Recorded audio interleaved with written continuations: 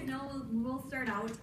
This does say Alumni Relations up at the top, and that's intentional for the simple fact that that's how most people are going to recognize this department, but we will get into why that may not be so accurate after we've done quite a few of our interviews. Also, as you guys can maybe see in our CAS standards on the first page, that box, there are no CAS standards for Alumni Relations. Simply because, I know, shocking. It's because this is not typically a part of student affairs, which was interesting though Jameson and I both picked it. But I really like the quote from one of our authors, Rismeyer. He says, you know, after posing for photos with graduates and locking away the extra tassels, is the student affairs responsibility for a class complete? And I'll let that kind of sit with you guys. So getting into some of the overview, so most alumni relation departments are as old as the universities that they support. It originally was 100% volunteer. Just graduates were really excited about the university and let's start planning reunions, let's start getting this together. Oftentimes alumni groups would you know, work to pass legislation to get more funding for the school or to have the school more recognized by the government in their local area.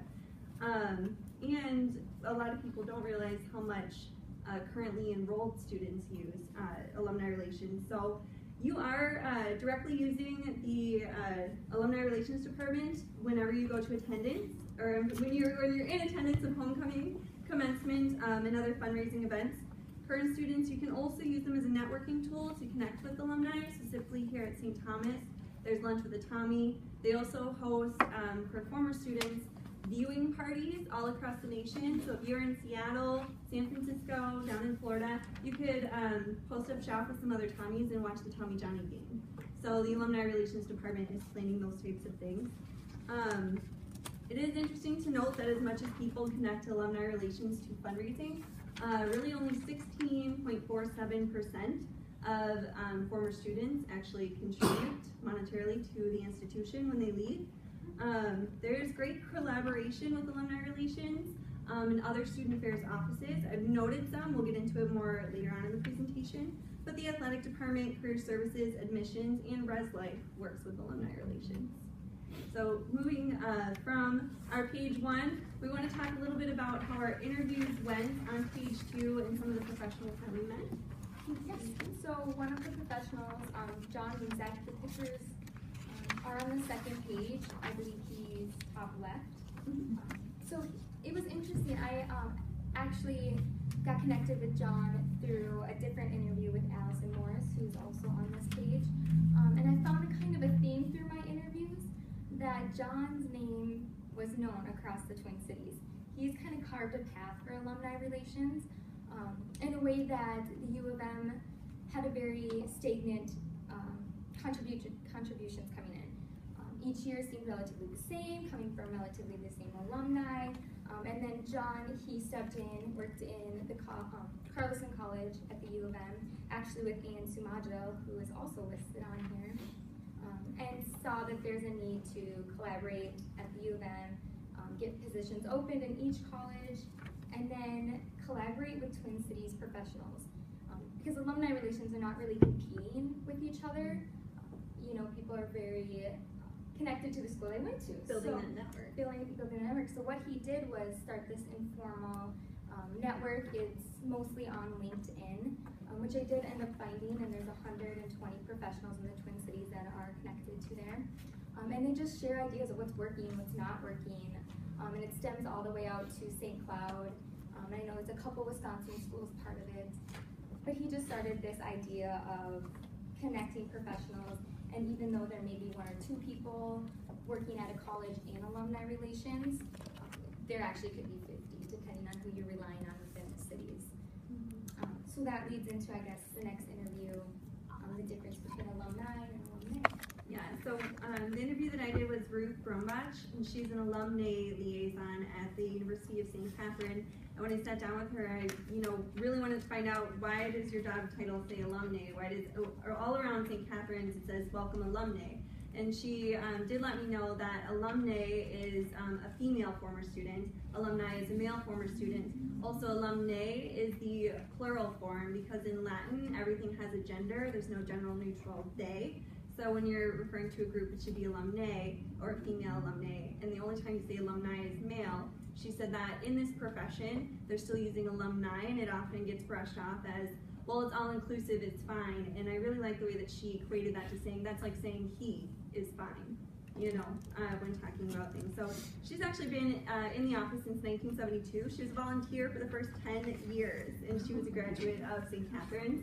Then they moved her into a part-time role. The current director suddenly died, and that's all they got out of her. She's like, suddenly died, and then they you know, worked around a lot of different things, and they promoted her to director. So she finally stepped back from the role in 2010, and she did say that the work is so fulfilling. Every morning she gets to go to work, and she hears people talk all the time about, I hate my job, I hate this, and she's like, I would never say that. So that was really cool to see. And going off that alumni, we've got Ann Jill. Yes, who works for College of St. Benedict, also specifically alumni. What's interesting about Ann's position is that she works separately from the College of St. John's. So she said there's 3 branding. It's College of St. Benedict, College of St. John's, and then College of St. Benedict and St. John's. And they fight for space and time, and they fundraise separately. And I even asked her a question about metrics within the department. And she said, well, we don't really have any, but I think my counterpart, Adam, at St. John's, I think they have something set up for metrics. Which I thought that was interesting, that they really are working separately for the most part.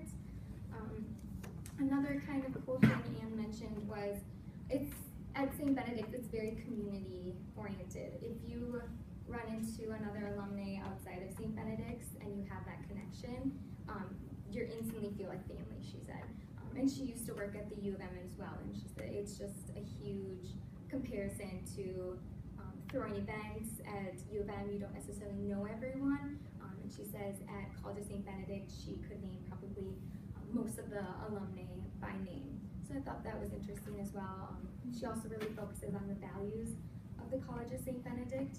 So they plan all their events and emails around these values that as an undergrad they were exposed to and kind of what they based the college under. And Ann as well said that she's living her dream job and she doesn't see her going anywhere else. And then leading into our last interview was Allison Morris, and she's from William Mitchell College of Law.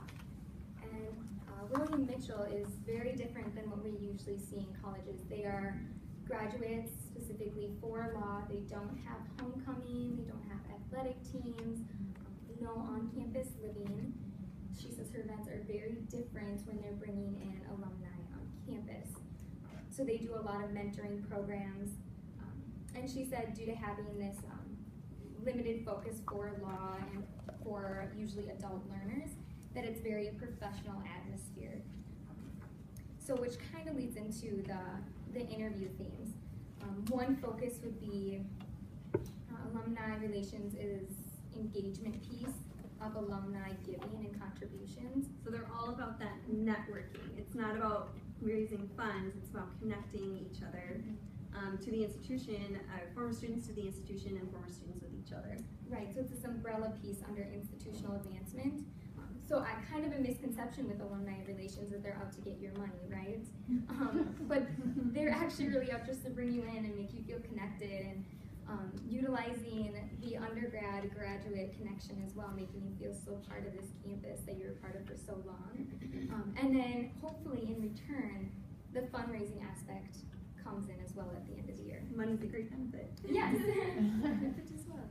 And so we asked each of our interviewees a skill that you should have in this position.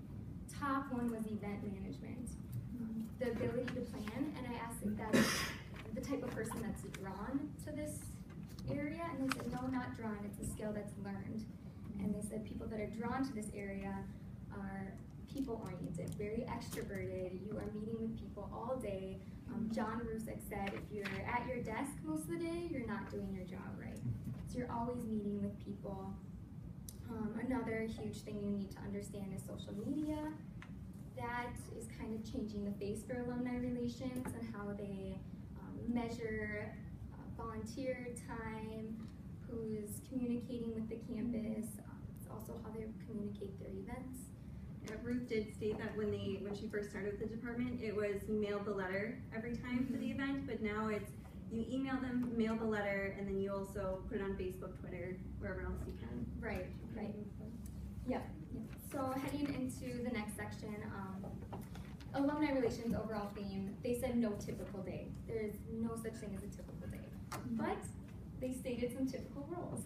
Yeah, so what I kind of pulled for you guys were from, I've got multiple job postings that I went through, and just kind of themes that developed out of those job postings, what were the same skills.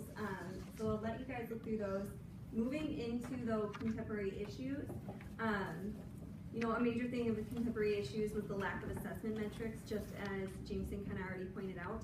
There's not a way to find out how many alumni are we reaching, and students are reaching out to alumni directly, not looping in the office, which is not a problem, but they just can't measure it then. So how wide is our reach, and how deep is our reach, they just don't know. Which is kind of changing the role of Alumni Relations as well. The fact that students can reach out through social media and connect directly to alumni is kind of like, okay, so now what do we do as an office? They were supposed to come through us usually. So a future trend is, what is Alumni Relations going to look like in the next 50 years? And that even stems down to kind of institutional support. We're not getting the funding we need to run these events. So how are we going to collaborate with institutional advancement? How's that going to look? Are we going to lose the engagement piece and just focus on the fundraising piece?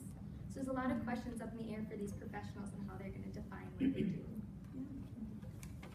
So moving forward, I did list 2 current job postings that we found. One is in Washington, D.C., the other one is in St. Thomas.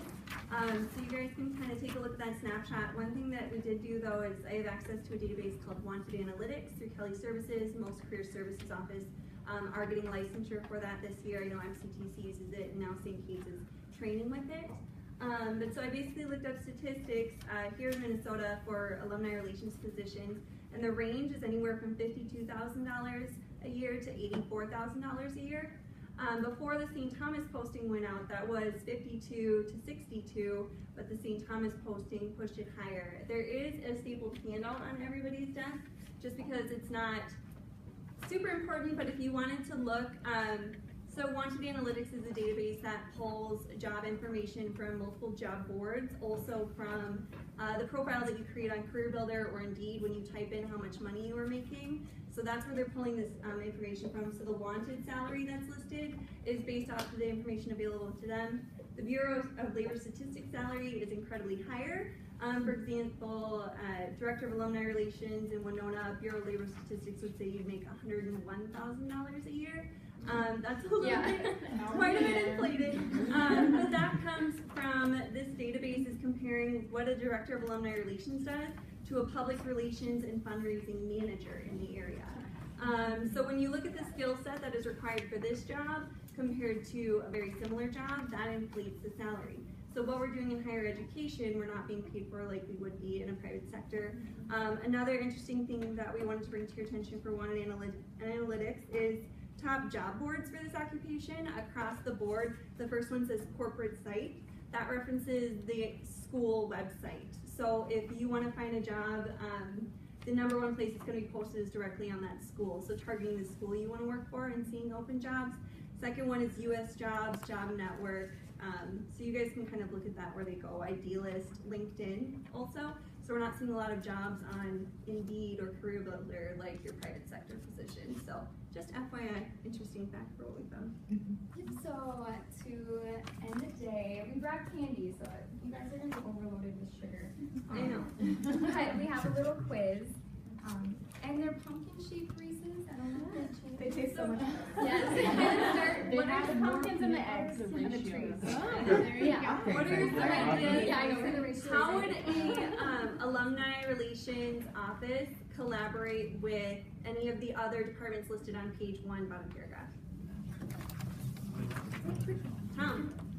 You might have an alumni be your representative at a college fair. For admissions? Yeah. Yeah, absolutely. Laura? Yeah, for career services, reaching out to maybe established professionals in the field and doing like targeted searches for alumni. Yep, absolutely. Laura gets candy. Ellen? That's it. Right. Athletics for homecoming. Yep, athletic department for homecoming. Also to push attendance at homecoming and getting all the alumni to come back for those massive games. Yeah, Allie? I mean, I don't know if this happens, but I was like, ooh, an alumni undergrad game.